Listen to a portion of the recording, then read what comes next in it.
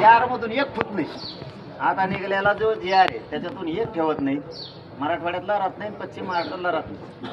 पण आता काही जण जे असतात ना तेवढं डोक्यातून काढून टाकायचं शिकायचं मला.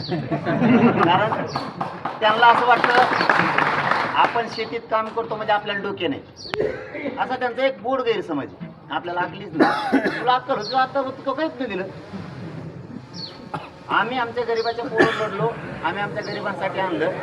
आपले लेकीबाळी आपले पोरं सोरं सुखी होतील त्याच्यासाठी आपण सगळ्यांनी एक विचाराने लढाई लढत राहायची. वारंवार लढायची वेळ आली तरी लढत राहायची. तेच घ्यायचं. तुम्हाला धोका कधी आहे? मी फुटलं रे थांबे. आम्ही स्पीड धरला चेक माणसं शांत बसलेले तोवर बोलणं की आवाज जातो. मध्येच येतं सगळं इचकून देते. आपण काही केलं, किती टोकाचं लढलो, आपण रक्त जाळलं, सगळा समाज एकत्र आला, म्हाताऱ्या माणसापासून आले, लेकरं बाळ जे आले, आपण ते वायाला नाही जाऊन. एवढं डोक्यात ठेवा. तुम्हाला धोका कधी आहे? मी फुटल्यावर. मग तुम्ही शंका घ्या. आपल्याला फसवलं तरी फसवणारं सरकार आहे. आपण आपल्याला नाही फसवत एकमेकाला. मला वाटलं असतं तर मागच कुटुंब मोठं केलं असतं. मग माझं समाज मोठा करायचा त्यासाठी झुंज सुरू आहे. आणि आपला रेकॉर्ड खरा होता तेलंगणा राज्यात, आपण राहायला महाराष्ट्र. नोंदच नव्हती. आता हैदराबाद गॅजेटियरची रेकॉर्ड झाला. शासनाने JR काढलाय. 100% त्याला सगळे घ्यावं लागते. नाही घेतलं गेलं महाराष्ट्रात पण करून जाऊ फिरूनच देत नाही.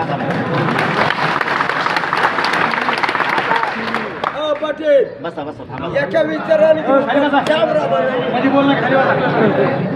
आपण काम करताना कुणाला लढायची वेळ आली तरी आपण हटणार नाही. कधी माणसाची हार होती या पवित्र गडावर सांगतो. समाजाचा स्वाभिमानाचा जर विचार नाही केला ना आपल्या स्वतःच्या स्वार्थाचा विचार केला की समाज खचतो. तुमचा स्वाभिमान कमी होऊन देत नाही, तुमची प्रतिष्ठा कमी होऊन देत नाही. आणि ऊर्जा जितकी देता येईल समाजाला, जितका अपमान करतील तितका ताकदीने मी लढतो. म्हणजे समाजाची किती प्रतिष्ठा वाढल याला लय किंमत. तुमच्याकडे करोडोनी प्रॉपर्टी पण चौकशी दिली काय उपयोग नाही त्या पैशाचा.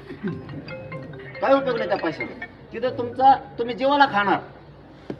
मला चौकशी दिली, मला चौकशी दिली.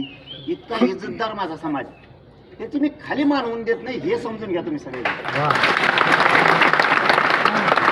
एखादी गोष्ट 4 महिने लेट मिळेल, 2 महिने लेट मिळेल, 8 दिवस लेट मिळेल, पण स्वाभिमान जे असतो ना ते कधी ध्यान ठेवायचा नाही. समाजाचा पण आपला पण.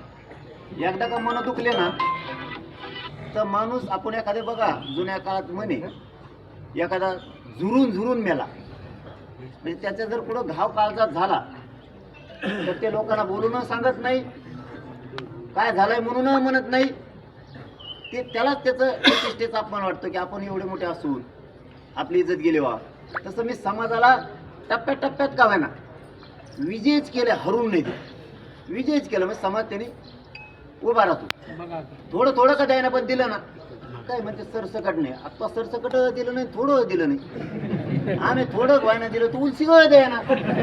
तू कवा मीडियावरच दिसतो नुसतं पुस्तक एवढा लिह एक काय उपयोग काय. आमच्या पोराचं आहे कोणाजवळ पुस्तक पुस्तक आहे काही उभा आलेले काय पोराजवळ आपण वाचिलं का. पण कायदा ह्याच गरीब पोराने बनला. हे गरीब मराठ्याचे पोरण मी आम्ही दोघांनी कायदा बनला. अर्ध्या महाराष्ट्राला मिळत लागणार काय सांग. एवढं तो कुणाकडे घेऊन पळत.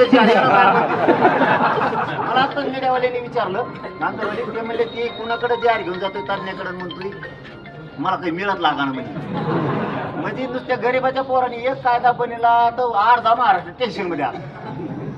आणि मग अभ्यासावाल्याने बनला नाही का वा टेन्शन असतं का आम्हाला कळत नाही. आता आम्ही वावर घेतलाय ना पेरायला लागलो झाली फुकन आमची काकडी बरोबर नाही यायची वाकडी तकडा बैल चालवतो आता तुला काय करायचं दुसऱ्या बारीन सरळ चालत तो हे बैल मग नीट चालत होतो द्यायला ना मला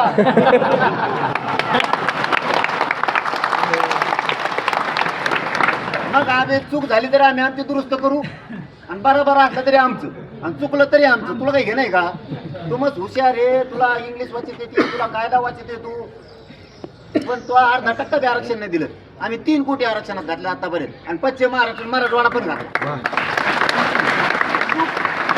चूक होत असते नाही असं नाही तुमच्या कोण होईल माझ्या कोण होईल का दगड घालतात मग डोक्यात एकामेकाचे तू हुशार आहे काही कामाचा नाही आमच्या पण तू श्रीमंत तू येशीत वाढल्याला तो खानदान आम्ही सगळं बघितलं तर तो पाहुणे तो भाऊ माझी मंत्री आहे एक जण गृहमंत्र्याचा पाहुणा आहे माझी तुमचे खानदान पुरे येशीत वाढलेले आम्ही गायच्या पात्र्यात वाढलेले लोक आहेत पडलेल्या घरात वाढलेले आहेत आम्ही आमचं घेतो आम्ही आमच्या समाजाला देतो तू टेन्शन घेऊ नको हुकलं फिकलं तर आता आंदोलन करायची गरज नाही उपोषण करायची गरज नाही यांना भाजी नाही द्यायची पाला नाही द्यायचा दूध नाही द्यायचं मुंबईत तिथंच वाळू खामाना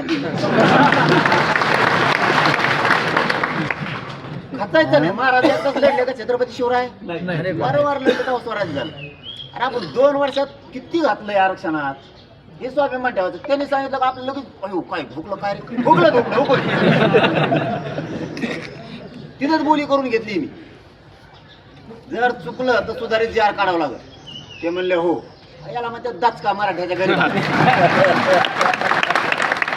आणि आपण एका लाईनवर क्लिअर राहायचं आता कोणत्या तुम्ही म्हणले हैदराबाद गॅजेट लागू केलं विखे पाटील म्हणले अर्ध मंत्रिमंडळ म्हणलं मुख्यमंत्री देवेंद्र फडणवीस साहेब सुद्धा म्हणले आम्ही हैदराबादचं गॅजेट लागू केलं आता आम्हाला काय माहित नाही प्रमाणपत्र पुढे वाचित रस्त्याला लफडेन कुठाने शब्द चुकला तू तुला टाक म्हणा काय ते टाक म्हणा आम्हाला त्याच्याशिवाय नाही भेटणार हे अभ्यासकन वाचकन तज्ञ इतके झाले जे निघाल्यापासून तो इतके अभ्यासक आहेत मला जिंदगीत माहित नव्हतं इतके कुणी म्हणतो मी अभ्यासक घे बाबा मोकळं पुस्तक चुकलं पुस्तक तू म्हणा डोक्यावर काही नाही हे फक्त आपल्याला बोलवीत येत आपण एक गोळे गरीब माणसं आपण लय विश्वास येतं मग ते एखाद्या केलं का आपण थोडं गैरसमज होतो काय गैरसमज नाही टेन्शन नाही घ्यायचं बिनधास्त राहायचं मिळत नाही मिळालं त्यांचं सगळं बंद तिकडे बेटावर बसा म्हणा मुंबईचं तुम्ही बाबा तुम्हाला सांगतोय लय आवड आमचं काय कमी आवड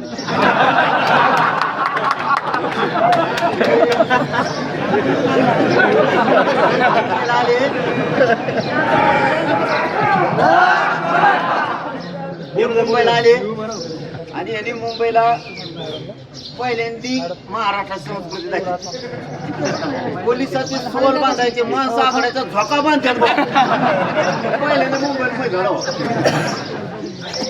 कशावर काय करत हे पोरं काय बिघडलेले नव्हते यांना काही झालेलं नाही हो ऐकायला येते ना बसा ना समाजासाठी लढत होते समाजासाठी तिथे खेळत बागडत होते आपलं राज्य आहे महाराष्ट्र ग्रामीण तसंच आपली मुंबई आहे म्हणून खेळत होते कोणाला त्रास द्यायचा उद्देश नव्हता एकाही मौल्य धक्का लागू दिला नाही मराठ्याच्या पोरांनी एकाही पण आता आमची संस्कृती एकदा दाखवली उलट मुंबईचे विचार जिवंत केले त्या पोरांनी तो कुठं इतक्या ताकदीने आणि पहिल्यांदा असं घडलं तिसरी वेळ ते म्हणले तुम्ही माघारी जा म्हणलं माघारी जाते कारण हेच वागावं लागणार आहे आपण जर दुसऱ्याच्या बुद्धीने वागलं वाटलं होईल बरं का आपल्याच बुद्धीने वागायचं मग मला एक धाक नाही आणि मग तुम्हाला नाही तरी मला मराठ्यांनंतर फोन केले 2 दिवस ते दगडाखाली चुने घेऊन अभ्यास पण निघले मग 2 दिवस ते कन्फ्युजन करून टाकलं सगळं गैरसमज मग मराठ्याचे फोन सुरू झाले ते म्हणले आबा करणारे आपण आहेत लढणारे आपण आहेत मिळवणारे आपण आहेत त्यांच्याकडे देऊ नका तुम्ही फक्त आहे तसे आम्हाला इमानदार पाहिजे आपण काही कुठे करू आरक्षण घेऊ आयला मला असं आहे का आणि मग ते पोरं मग मराठा समाजाचे फोन आल्यावर ते म्हणले यांना आम्ही बघतो तुम्ही टेन्शन म्हणजे हे रिअल आहे आपल्या समाजाला काय मिळायला लागलं ना विनाकारण ही करणार आता गडावर काय जास्त बोलत नाही पण एवढंच सांगतो खूप मोठी लढाई जिंकली गरीब मराठ्यांनी ती सोपी नाही एका लिख हे आश्वासन नाहीये जे आहे हे काय शब्द नाही लिखी नाही हे काय ड्राफ्ट नाही खूप मोठी लढाई जिंकली. मराठवाडा प्रदेश खूप मोठा आहे. आज याच्यातले लोक हळूहळू पोरं पोरी नोकऱ्याला जाते, शिक्षण घेते, खूप कल्याण होणार आहे समाजाचं. पश्चिम महाराष्ट्र सुद्धा त्यांनी तेही गॅजेट घेतलं. आपण कधी घेत नाही त्याला. मराठवाडा वेगळा, पश्चिम महाराष्ट्र वेगळा. खानदेश विद्यार्थ्यांसाठी एक समिती आणखीन काम करते. सगळ्यांचं काम होईल. आता एवढंच घडवून सांगतो, आता कसून मिळालंय सगळ्याला. आता उघडलं टेन्शन घेऊ नका आणि मला एक महिनाभर आराम करून द्या थोडा. आपण सगळेजण मिळून हा ना मग ते सांगतो ना आता. आपण सगळेजण मिळून आता दसरा मेळाव्याला महाराष्ट्रातील लोक एका जागेवर भेटू.